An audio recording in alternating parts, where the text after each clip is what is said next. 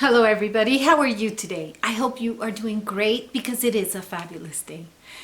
And today we're going to be talking about exactly how we can make it a fabulous day even through this horrible situation of the coronavirus. So, if you want to know more about this, just stick around.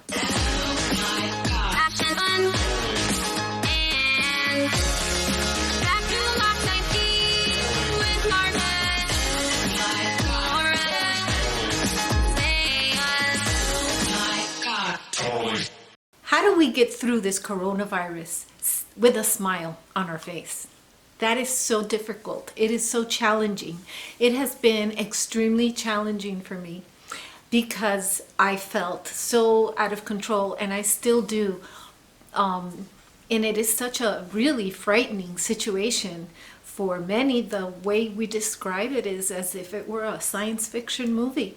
It feels that way to me. It feels like a science fiction movie, and I gear up with safety equipment. I have a safety mask. I wear a hat that covers my whole head. I wear a special duster to cover my clothes. I wear socks and shoes that I can kick off before I walk into the door. I mean, I have this whole routine. At this point, I have enough groceries for 3 people that we're staying in here, and I think it would be probably for 2 months. So I am well stocked, but that just goes to show you how anxious, nervous, and scared I am. So I'm going to share some tips with you as to how I went from being paralyzed with all of this to taking action, being in control, and just moving through it.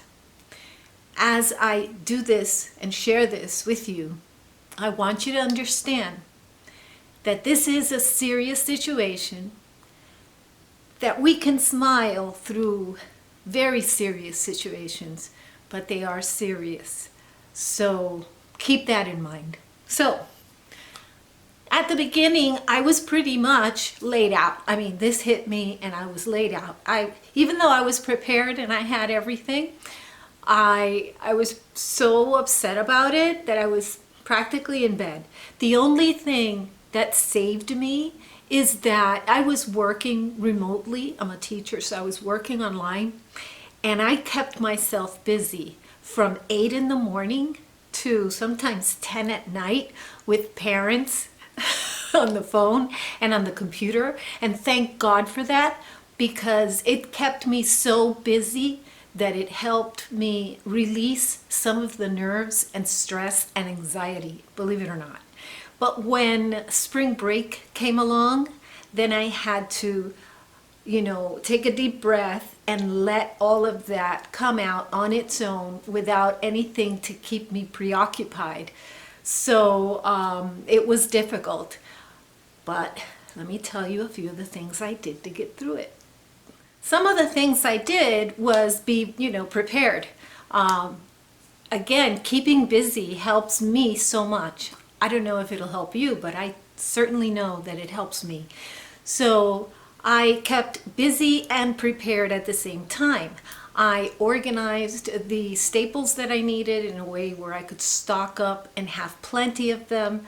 I had to do a couple of shopping outings, but I did them in a very safe way. So again, I had to spend a lot of time preparing what I was going to wear, how I was going to wear it, and how I was going to do things, and that it did make me a little nervous because it made me concentrate on the possibility of the contamination, but it also kept me very busy, and also it made me aware that I was prepared.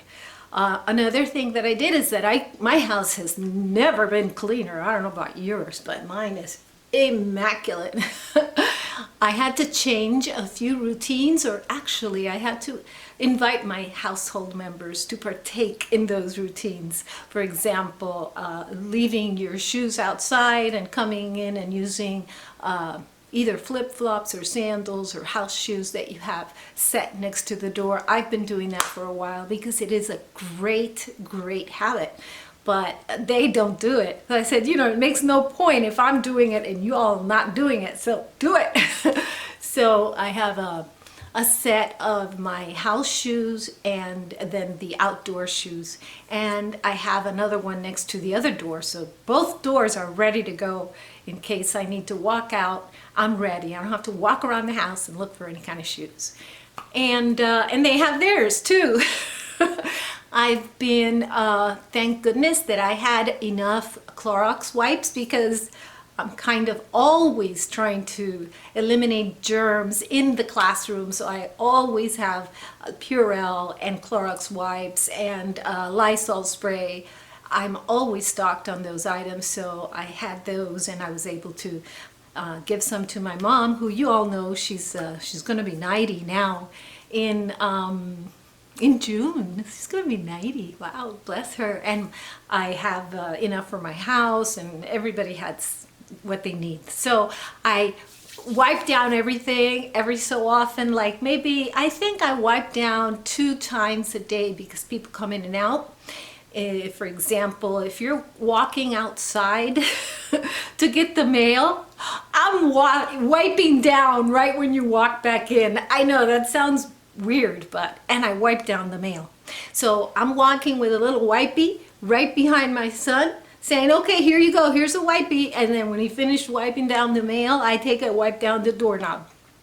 And I also wipe down the mail box. So those things keep me busy. Now let's move on to the more normal things. Things that you would do normally, but now you actually have more time to do it, because a lot of people are staying home either because they're working remotely or because they're just staying home because they can't go to their work. So I'm organizing my drawers, I'm organizing my pantry, I'm organizing my closets. There's stuff coming out and going to Goodwill when all of this is over. I'm cleaning the nooks and crannies. I am reading, I am writing, I'm just, you know, keeping busy. I think that's the best thing. I'm also walking. We can walk. We're allowed to go take the dog out for a walk here in Miami. We are under a curfew. We are under a stay-at-home mandate, but we're allowed to walk. So I walk around the block. Sometimes I go in the morning and then in the evening. Another thing that is so good for me, I can't believe it, but yeah, this time it is, if you do exercise in your house. You know, it is so good. I would suggest that you actually set up a schedule for yourself.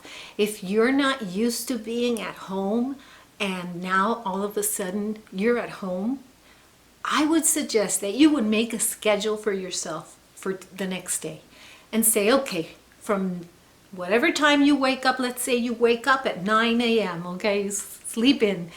I'm going to be doing from 9 a.m. to 10 a.m. my morning exercises. Write that down. And then do the next thing. Okay, I'm going to be taking a shower, and now I have time to give myself a facial, and I have time to give myself a hair treatment. So from, I don't know, 10 to 11 or 12, however long you think that'll take, you can fit in a manicure and a pedicure. Put it on your schedule. And then keep doing that schedule throughout the entire day for tomorrow. You made your schedule today for tomorrow. And when you wake up tomorrow, you have an agenda of all of these things that you want to do. And when you get them done, you feel satisfied because you've accomplished something, and you feel satisfied because you're in control of something. Because we can't be in control of the tragedy that's going on, and you have to let it go. But there are good things you can be in control. And within that schedule that you set up of things that you can do, and make sure you include a lot of self-love, pampering things like, a spa day, and also make sure that you include some time for calling people. If you can call them with FaceTime, video calling, it's much better, much better. Forget it. This is not the time for texting. Don't be texting now. This is the time to see people face to face. So try and make sure if you can, fit that in. Give yourself a goal. Say, I am going to FaceTime, I don't know, 3 people a day, whatever. Give yourself a goal. You know what is a good goal for you. But go ahead and do it. Don't feel shy. Don't feel embarrassed. I am sure that these people are going to appreciate that you've reached out to them. Reach out to me. I'm going to appreciate it. So that's all I have for today. If you want to share some of the things that have kept you going and with better spirits through this whole ordeal of the COVID-19, share it. This is a good time to give each other tips. So I hope that you like this video. Please subscribe. But more important than all of that, make sure that you stay safe and that you have a day filled with peace, love, and joy.